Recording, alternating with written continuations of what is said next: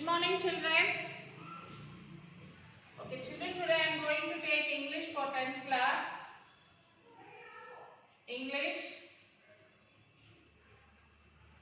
class 10th. Okay.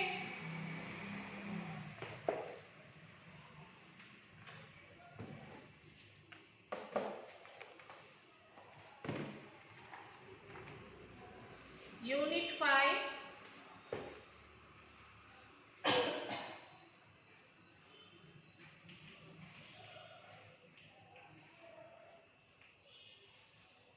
Unit 5A, that is The Storied House, Part 1.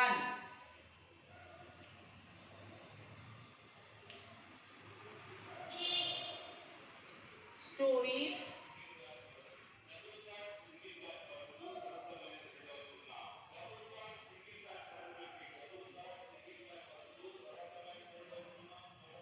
Storied, Storied House, Part 1.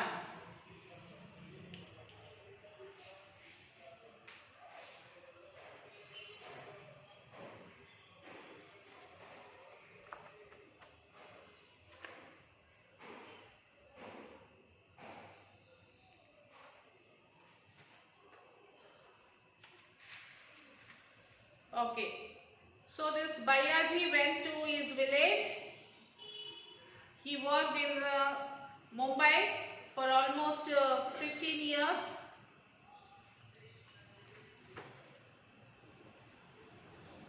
So past 35 years he was working, not 15 years, from past 35 years he was working there, and now he got retired and he came to his own town, village. Bayaji was nonplussed for a moment. He was tempted to knock him down with his box, but realized that he could not afford to do so. Besides, now he had come to his village for good. He was to spend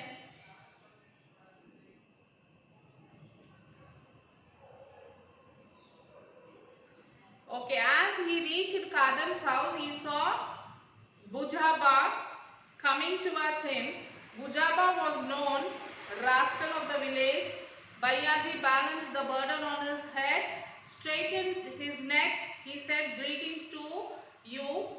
Greetings to you, sir. How are you? How are things with you?" So as he entered, he saw a man. He is known as the mischievous person, like rascal of the village means that he is very mischievous, and he is like somewhat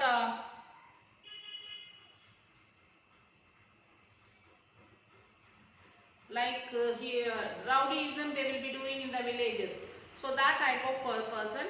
And Bayaji, he managed his burden, the box on his head. He straightened his neck and he wished it. And then Bayaji was a Mahar by caste, and according to age-old custom, he should have greeted Bujaba with my humble salutation to you, sir. So Bayaji was a Mahar. Mahar is a Dalit people, and he is of to old age custom, and he should have greeted Bujaba with my humble salutation to you, sir. Who are my father and mother? So when Bayaji merely said greetings, Bujaba became furious and said, so actually he could have, his intention is that Bayaji might have greeted him with salutation, but instead of that just he greeted. But whereas this Bahuba,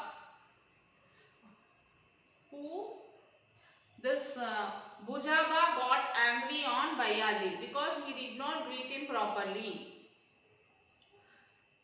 Do you think you can become a Brahmin merely by saying greetings?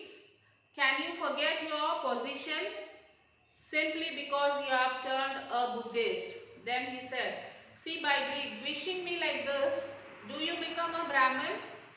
You can't become a Brahmin. Maybe you might have forgot your position. What is your position here? and simply because you have turned a Buddhist, you can't become a Brahmin, he said. Bayaji was nonplussed for a moment. He was tempted to knock him down with a box, but realized that he could not afford to do. Bayaji got angry by these words. He thought of pushing that fellow, but then he realized, and he thought for a moment, and then he realized and kept quiet. Besides, now he had come back to his village for good. And also, why did he come back? He done his work. He retired there in the work, and then he came back to his village to do something good. And most important thing, that he has to stay there in that village. He was to spend the rest of his days on this soul and would be interred in the same soil. So, keeping in his mind that the rest of his life he has to spend it there in that village.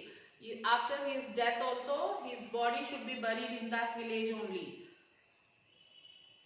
He would not be able to return to Pune or Mumbai thereafter. So, and also he won't be able to return back to Mumbai from that time, from there. It was not a good policy to incur the hostility of anyone in the village. So it was not a good policy. Incur means inviting the enmity. So if we want to stay in the village, we must be friendly with everyone. It is not that we only create the problems and invite the enmity from other people. Here incur means inviting, hostility means enmity of anyone in the village. Least so of the Patil, the village headman. So he said in a meek tone, "Sir, why spring this on me even before I set foot on the soil of my forefathers? I have to stay here till the end of my life." Then he said, "Why?" So he said, in a meek tone. In a meek tone means humble tone. In a humble tone, "Sir, why spring? Like, why you are jumping on me? Why making one responsible to blame? Why you are blaming me? Why you are jumping on me? Why you are creating a problem? And I have to stay in this village the rest of my life," he said. "Why aren't you going back to your job?" asked Bujaba. So Bujaba, are you not going back to your job? asked Bujaba. "No, sir, my service is over. I have turned 60.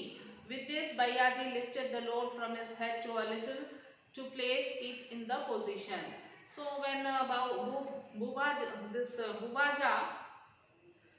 Bujaba, when this Bujaba asked, "Aren't you going back to your job?" Then he said, "No, I have turned 60 years, so I have come back from there. I will lead my rest of my life in this village only," he said. And he was searching for a place to keep the box which is there on his head. "Then you have collected your fund amount." Bubaja was taking his measure. So then Bubaja said, "Oh, you might have collected your amount also, as you have retired from your job. So you might have collected your amount." "Yes, sir," Bayaji replied with pride. "How much?" Bujaba asked greedily. "How much?" Bujaba asked greedily. "Not much. What can a daily worker earn?" Bayaji answered. Bayaji said, "Not much. What can a daily wages worker can earn?" "Why won't you mention the figure, man?" Bujaba presided artfully. "So why don't you say the correct amount? With how much amount you got? Why don't you mention the figure? Why don't you say that 1 lakh, 2 lakh, 20, whatever you got? Why you are not mentioning the figure?" he said. "Some 2,500 rupees. Bayaji gave the correct figure. Then Bayaji said that some 2,500 rupees, he said. "Bayaji, you have a heavy load on your head. Go to your house first. We will talk at leisure later, Bujaba said in mock sympathy. Then Bujaba said, okay, you have a heavy load on your head. First you go to your home. Afterwards we will talk. When leisurely we will talk, he said. Mock sympathy means insincere, like he is not sincere but to act. He said that, oh, you have a load on your head, first go home, he said. Yes, yes, Baiyaji mumbled and walked in the direction of his house. Mumbled means whispered, spoke to himself. At the moment, Baiyaji was the proud owner of 2,500 rupees in cash. So it made no differences whether he was an untouchable or a Buddhist. So at that time, Baiyaji was feeling proud that he is the owner of the 2,000 rupees cash, and that does not make that he is an untouchable or a Buddhist. If only one could swindle out of the untouchable Baiyaji, or rather Buddhist Baiyaji, 4 or 500 rupees. That was enough with the thought in his mind. Bujaba entered his what? The big house. Exchanging pleasantries with people he met on the way. So he was going towards his house. At last he entered his vada, his house, and while going he was talking to the people. He's questioning like, how are you, how is going on, all these things he was asking, and he was moving towards his house.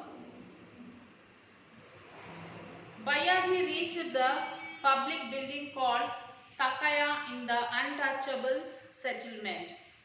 Okay, he reached the place, building which is called as Takaya in the Untouchables. The building was named Buddha Vihar by those who had embraced Buddhism, and the building was called as the Buddha Vihar, the people who accepted the Buddhism. As Baiyaji neared Buddha Vihar, the children who are playing with a ball made of rags. So the children who are playing there, they with a ball made of rags. Rags means torn pieces of papers. Small pieces of paper, they'll fold it and make it like a ball, and they are playing there. Finished their game and cried out. They finished their game and they cried out. Baiju, Nana is here. Baiju, Nana is here, and scampered in the direction of Baiyaji's house. So the children shouted, Baiju, Nana is here, Nana is here, pointing out his house. Baiyaji's 85 years old mother quickly scrambled her feet. She had aged, but her old own frame was still sturdy, and her teeth were strong enough to break grams. She could thread a needle without help. When she heard of Baiyaji's arrival, her heart swelled. As Baiyaji came in, his wife concealed her joy with the end of her sari and took down the box from his head. So as he entered the house, his wife, she was concealed her joy. Concealed means they cover the face or hide the face with the end of her sari and took down the box from his head. His grandchildren clung to him and began to twist the folds of his dhoti. The neighboring children watched the scene in idle curiosity. Come, get into the house, children, said Baiyaji. His mother walked out with a bent back and told Baiyaji to wait outside the door. Baiyaji obeyed. The old woman came forward, poured some water on the piece of bread in her hand, moved it around Baiyaji's face and flung it away as an offering, like they take dishti. Okay. She ran her palms over his cheeks and pressed her fingers on her temples. All 8 fingers gave out a crackling sound like this. They will do like this. Okay. All the gave the crackling sound. Baiyaji's family was doing well. He had 8 children in all, 6 sons and 2 daughters. So Baiyaji have 8 children, 6 sons and 2 daughters. The daughters had been married off and had given birth to children. The daughters also got married and they gave birth to the children. The elder son looked after the fields. The elder one looks after the fields. The next 2 sons were in government services. The one after them was a school teacher and the 6th one was still studying. Since so, first 2 were looking after the field work and the third, the elder son after the fields, the next 2, 4 children. Next 2 were in the government service. The one after them was the school teacher, 5th one, and the 6th one was studying. Since they knew that Baiyaji was coming home for good, the elder son in service and the 2 daughters were already home to greet him. So, as they all know that Baiyaji is coming to school, coming to the village, and the daughters came to visit him, greet him, and the 2 sons, they are in the service, and the 2 daughters came. All of them wondered with that their father had got for them from his lifetime earnings. So all are eagerly waiting that the father might have got the lifetime earnings, whatever he earned, he might have brought. The next day when Baiyaji opened the box, it revealed only some pots and pans, nails and photographs. The next day when Baiyaji opened the box, what revealed to children? Yes, some old pots, nails, photographs, all these things were there. Looking at this, the elder daughter asked, Nana, how is it that you haven't brought anything for us? So when the father opened the box, looking at the box, the elder daughter asked, Nana, what is it? You haven't brought anything for us? Baiyaji was amused that his daughter thought in this childish manner even after they had children of their own. So Baiyaji was amused, smiling that his daughter she is still in a childish manner. She gave birth to the children and she is still like a child and she is thinking like this. Look here, children. If I had brought new clothes for you, they would tear. If I had brought an ornament, it would soon wear out. Out of my earnings, I wish to have something that lasts longer. So he said, look children, if I brought clothes, what happened? It will tear. After some years or after some days, it will tear. If I bring any ornaments, you will wear that and it will be spoiled, or it will be get spoiled, or something may happen. So out of my earnings, I wish you to have something that lasts longer. So he said, out of my earnings, I wanted to bring something which should be last longer, which should be forever. Baiyaji paused after these words. After saying these words, he paused. Means he stood. He kept quiet. His eldest son was godly. He said, neither we nor our wives want anything. Tell us what you would like us to do. So the elder son, he said, neither our wives want anything from you. You just tell us what we must do. Look children, ours is such a large family. Even at meal time, we have to eat by turns or sit crowded, knocking our knees together. So he said that ours is a big family. Even at the meal times, we all should sit together and have our meals. I wish to build a house out of... So he said, even at the meals time, as ours is a big family, we all sit together and eat. So there is no sufficient place because our knees will touch to each other because the place is very congested.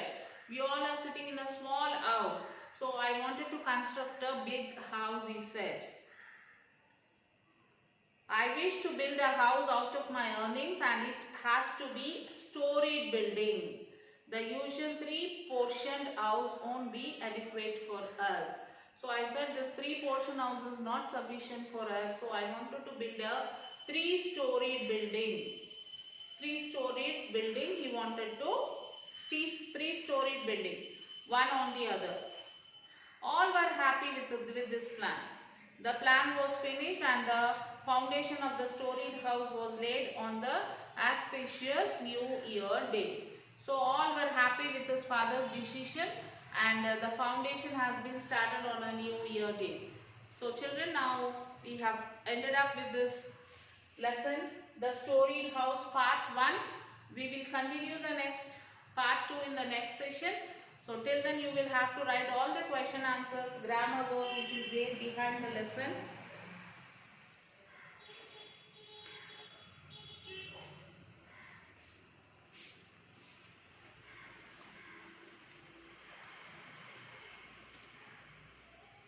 Question answers are there, 6 question answers. Attempt all the question answers, children. Let us discuss the rest of the lesson in the next class. Till then, take care children. Bye. Have a nice day.